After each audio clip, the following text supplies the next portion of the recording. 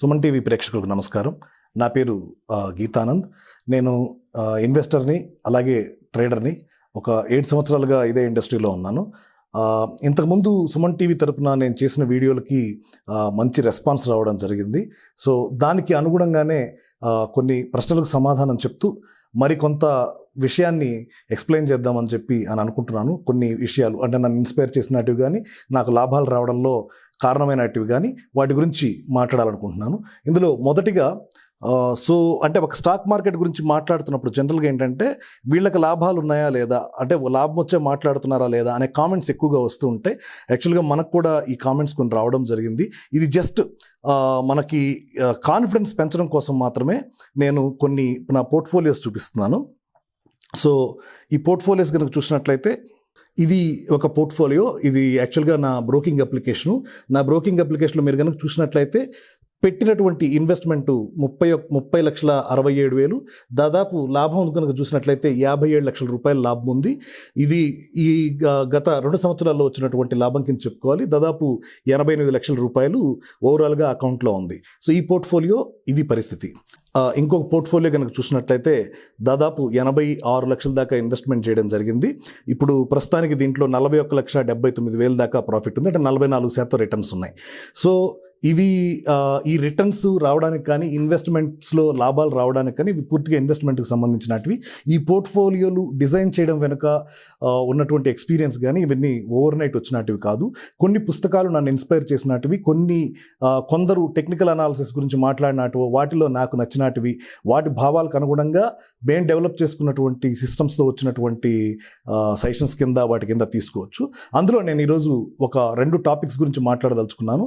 So మార్కెట్లోకి వచ్చిన కొత్తల్లో నష్టాలు పాలవుతున్నప్పుడు, ఎవరిని ఫాలో కావాలో తెలియనప్పుడు, ఏది ఎక్కడ మొదలు పెట్టాలో తెలియనప్పుడు నన్ను ఇన్స్పైర్ చేసిన బుక్స్ ఒక 2 ఉన్నాయి. ఒకటి వచ్చి టర్టిల్ ట్రేడింగు, ఇంకోటి వచ్చి హౌ ఐ మేడ్ $2 million అని ఒక బుక్ నికోలస్ డార్వాస్ రాశారు. సో దానికి సంబంధించినటువంటి బుక్ ఇది, how I made $2 million in the stock market. So ఈ నికోలస్ డార్వాస్ అనే వ్యక్తి గురించి మొట్టమొదటి మనం మాట్లాడుకున్నట్లయితే, ఇతను ఒక ట్రూప్లో డాన్సర్. ఇది 1950, 1960లో జరిగినటువంటి కథ. సో ప్రపంచవ్యాప్తంగా కూడా బాల్ రూమ్ డాన్సర్గా అతను తిరుగుతూ ఉండేవాడు. అయితే ఒకసారి అనుకోకుండా కెనడాలో ఒకళ్ళు డబ్బులు ఇవ్వలేక ఒక క్లబ్ వాళ్ళు అతనికి షేర్స్ ఇవ్వడం జరిగింది. మొట్టమొదటిసారిగా షేర్స్ అనే వాటి మీద అతనికి ఇంట్రెస్ట్ అక్కడ మొదలైంది. తర్వాత స్లోగా ఆ స్టాక్స్లో తను ఎలా ఇన్వెస్ట్ చేయాలి, ఏం చేయాలి అనేది తెలియకుండా ఏదో ఇన్వెస్ట్మెంట్ చేసుకుంటూ ఉండేవాడు. తర్వాత వచ్చేటువంటి ప్రైజులు అక్కడి నుంచి తెప్పించుకొని దాన్ని పేపర్ మీద రాసుకుంటూ ఉండేవాడు. తర్వాత స్లోగా అతను ఒక థియరీ డెవలప్ చేశాడు. దాన్నే డార్వాస్ బాక్స్ థియరీ అంటారు. సో మీరు గూగుల్లో కనుక వెళ్ళి డార్వాస్ బాక్స్ థియరీ అని కనుక ఒకసారి టైప్ చేసినట్లయితే, నికోలస్ డార్వాస్ కానీ డార్వాస్ బాక్స్ థియరీ అని కానీ మీరు టైప్ చేసినట్లయితే మీకు డీటెయిల్డ్ ఇన్ఫర్మేషన్, అంటే ఎలా గీయాలి, ఏం గీయాలి, A to Z ఎక్స్ప్లెనేషన్స్ మీకు ఆన్లైన్లో ఫ్రీగా దొరుకుతున్నటువంటి పరిస్థితి.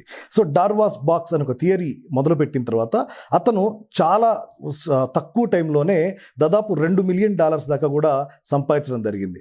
సో ఒక 2-3 సంవత్సరాల తర్వాత తనకు ఒక ఆలోచన వచ్చింది. దాదాపు $2 million సంపాదించాము, ఇంకా పార్ట్ టైంలో చేస్తేనే నేను ఇలా సంపాదిస్తున్నానంటే, ఫుల్ టైంలో కనుక వచ్చానంటే నేను బిలియన్స్ సంపాదిస్తాను అని అనుకొని తను ఏం చేశాడంటే, తన దగ్గర ఇప్పుడు బాగా డబ్బు ఉంది కాబట్టి, ఇది 1970s 1980s ఆ టైంలో చెప్తున్నాను, 1960s టైంలో. అప్పట్లో $2 million అంటే చాలా ఎక్కువ అమౌంట్ అనమాట. సో తను ఏం చేశాడంటే న్యూయార్క్ షిఫ్ట్ అయ్యాడు.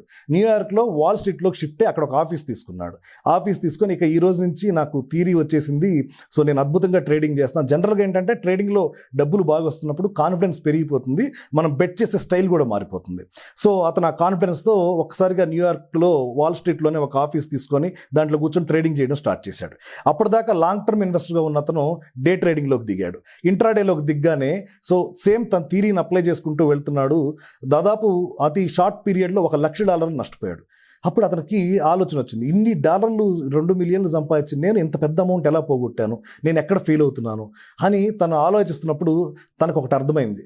తన ఫెయిల్యూర్కి కారణం ఏంటంటే అతని చెవులు. నిజమే, అతని చెవులే కారణమయ్యాయి. చెవులకి ట్రేడింగ్కి సంబంధం ఏమంటారా?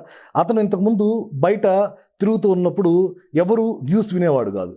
తనకి ఏ థియరీ అయితే తెలుసో ఆ థియరీ ప్రకారం తను ఏదైతే డిజైన్ చేసుకున్నాడో దాని ప్రకారం బాక్సులు కొట్టేవాడు, ఆ బాక్స్ దాటినప్పుడు బై చేసేవాడు, ఆ బై చేసిన తర్వాత అది ప్రాఫిట్ ఇచ్చేది.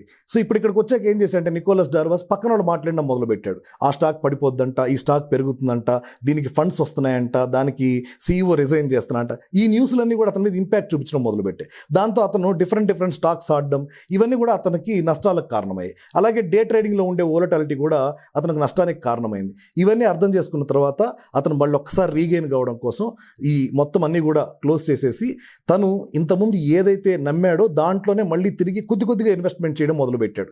ఒక్కసారి స్టాక్ మార్కెట్లో ఫామ్ కోల్పోయినా, ఒక్కసారి నష్టాలు బాట పట్టినా తిరిగి ఫామ్లోకి రావాలంటే చాలా కష్టం. ఆ కాన్ఫిడెన్స్ బిల్డ్ కావాలంటే చాలా కష్టం. మొట్టమొదటి మనం సంపాదించిన ఫ్లూకేమో, ఈ పోగొట్టుకుందే రియలేమో అనే భయం అందరినీ వెంటాడుతుంది. మనకని కాదు, అందరికీ కూడా వెంటాడుతూ ఉంటుంది.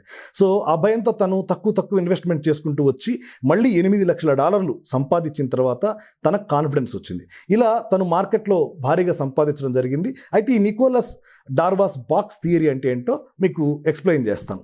దీని గురించి పూర్తి చార్ట్లు, వీటికి సంబంధించిన ఇన్ఫర్మేషన్ మీరు గూగుల్లో వెతుక్కున్న బేసిక్ కాన్సెప్ట్ ఏంటంటే, కొత్తగా ఒక స్టాక్ గనక హై క్రియేట్ అయింది అంటే తర్వాత అలా హై క్రియేట్ అవుతూ పోతుంది. ఒక చోట ఎక్కడో కన్సాలిడేట్ అవుతుంది, మళ్ళీ తిరిగి పైకి వెళ్తుంది. ఇది ప్యాటర్న్. అంటే స్టాక్ పెరిగేటప్పుడు స్ట్రైట్గా ఇలా పెరగదు. ఒక రోజు పెరుగుతుంది, 2 రోజులు పెరుగుతుంది, తర్వాత 3వ రోజు పెరిగిన తర్వాత అక్కడక్కడే కొద్దిగా కన్సాలిడేట్ అవుతుంది, మళ్ళీ ఆ స్థాయి నుంచి పైకి వెళ్తుంది, ఇలా పైకి వెళ్తూ ఉంటుంది. సో మరి ఎలా పట్టుకోవాలి? ఇతను ఏం చేసేవాడంటే ప్రతిరోజు హైలు రాసుకుంటూ వచ్చేవాడు. ఓకే, ఈరోజు హై క్రియేట్ అయింది, తర్వాత రోజు కూడా హై క్రియేట్ అయింది, అంటే ట్రెండ్ అప్లో ఉంది. మళ్ళీ తర్వాత రోజు కూడా కొత్త ప్రైస్, కొత్త హై ప్రైస్, అంటే నిన్న 100 ఉండేది ఈరోజు 110 అయింది, రేపు 120 హై టచ్ చేసింది, అంటే కొత్త ప్రైజ్లు వస్తున్నప్పుడు. ఎప్పుడైతే ఈ 120 దాటకుండా ఒక రోజు మొత్తం ట్రేడ్ అవుతుందో అక్కడి నుంచి అతను చూస్తూ ఉండేవాడు. అక్కడ ఒక బాక్స్ కొట్టుకుంటా వచ్చేవాడు. అంటే ఈ 120 దగ్గర నుంచి బాక్స్ కొట్టుకుంటా వచ్చేవాడు.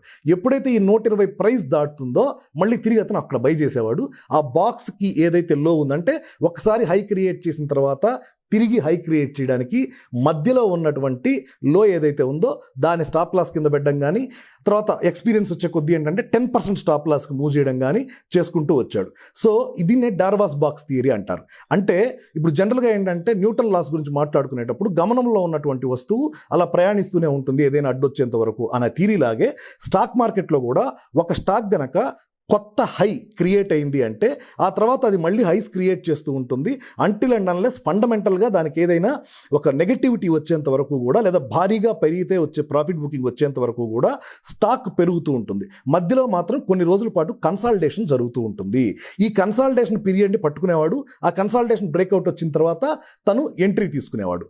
సో ఇది నికోలస్ డార్వాస్ థియరీ గురించి మనం మాట్లాడుకున్నట్లయితే, అయితే డార్వాసు మొట్టమొదటి ఏంటంటే ఒక్కొక్క స్టాక్లో 2 స్టాక్స్లోనే ఇన్వెస్ట్ చేసుకుంటూ వచ్చేవాళ్ళు. సో ఆ తర్వాత స్లోగా అతనికి అర్థమైంది వచ్చిన ప్రాఫిట్ అంతా తీసుకెళ్ళి ఒకే స్టాక్లోనో 2 స్టాకుల్లోనో పెడితే తనకి ఇబ్బంది అవుతుందని తను ఏం చేయడం మొదలు పెట్టాడంటే, సో వచ్చిన దాంట్లో నుంచి 23% లెక్కన విడిగా తీసుకొని ఆ ప్రాఫిట్ని మాత్రం డిఫరెంట్ స్టాక్స్లో 4 స్టాకులు 5 స్టాకులు అలా ఇన్వెస్ట్మెంట్ చేసుకుంటూ వచ్చాడు. సో అతను రాసినటువంటి బుక్స్ కానీ, అతని మీద బేస్ అయినటువంటి బుక్స్ కానీ చాలా ఇన్స్పైరింగ్గా ఉంటాయి. అంటే సింపుల్ టెక్నిక్స్తో మార్కెట్లో డబ్బు సంపాదించవచ్చు. అంటే కొన్నిసార్లు కాంప్లెక్స్గా, అంటే భారీ లాజికల్తో ఉన్నట్టు వర్కౌట్ కాకపోవచ్చు, సింపుల్గా ఉన్నటువంటి ఐడియాలే వర్కౌట్ అవ్వడానికి అవకాశం ఉంటుంది. సో ఇది ఆ book, how I made $2 million in the stock market. ఇది నికోలస్ డార్వాస్ రాసిన బుక్. ఇది కనుక మీకు ఎక్కడైనా దొరికితే ఆన్లైన్లో పెట్టుకొనైనా తీసుకొని చదవండి. చాలా ఇన్స్పైరింగ్గా ఉంటుంది. దీంట్లో తను ఎప్పుడు కొన్నాడు, ఎక్కడ బాక్స్ కొట్టాడు అనేది కూడా క్లియర్గా రాసుంటాడు, తనకు డబ్బులు వచ్చినటువంటి స్టాక్స్ గురించి కూడా. అయితే ఇతని మీద కూడా కొన్ని వివాదాలు ఉన్నాయి. ఇతను టైమ్స్ మ్యాగజైన్లో వాటిలో ఫేమ్ అవడం మొదలుపెట్టిన తర్వాత ఒకసారి ఇతను ఇంత సంపాదించలేదు, ఎక్కువగా క్లెయిమ్ చేస్తున్నాడు, ఇతను కేవలం సంపాదించింది $2,16,000, దాన్ని $2 million అని అంటున్నాడు అని కోర్టులో కేసు వేయడం జరిగింది. అయితే చివరికి అది ప్రూవ్ కాలేదు. ఎందుకంటే అప్పట్లో బ్రోకర్ అకౌంట్స్కి యాక్సెస్ ఉండేది కాదు. చాలా చోట్ల బ్రోకింగ్ అకౌంట్ ఉండేది, వాటన్నిటిని తీసుకొచ్చి చూస్తే కానీ అర్థమయ్యేది కాదు. అయితే అతని క్లెయిమ్స్లో ఎలాంటి ఫాల్స్ లేదనేది తర్వాత ప్రూవ్ అయింది. ఓవరాల్గా మనం వారన్ బఫెట్, లేకపోతే జార్జ్ సోరోస్ ట్రేడింగ్లోకి వచ్చేసరికి, ఇండియాకి వస్తే రాకేష్ జున్వాలా, ఇలా ఎలా అయితే చెప్పుకుంటూ ఉంటామో చాలా మందికి తెలియకపోయినా కూడా, అంటే బాగా సీనియర్స్గా తెలిసి ఉంటుంది, కొత్తగా మార్కెట్లోకి వచ్చే వాళ్ళకి ఈ పేరు తెలియకపోవచ్చు. కానీ నికోలస్ డార్వాస్ అనే వ్యక్తి మాత్రం is an amazing person. Simple టెక్నిక్తో డబ్బులు సంపాదించినవాడు. సో ఈ డార్వాస్ బాక్స్ థియరీ గురించి చదవండి, మీకు ఉపయోగపడుతుంది.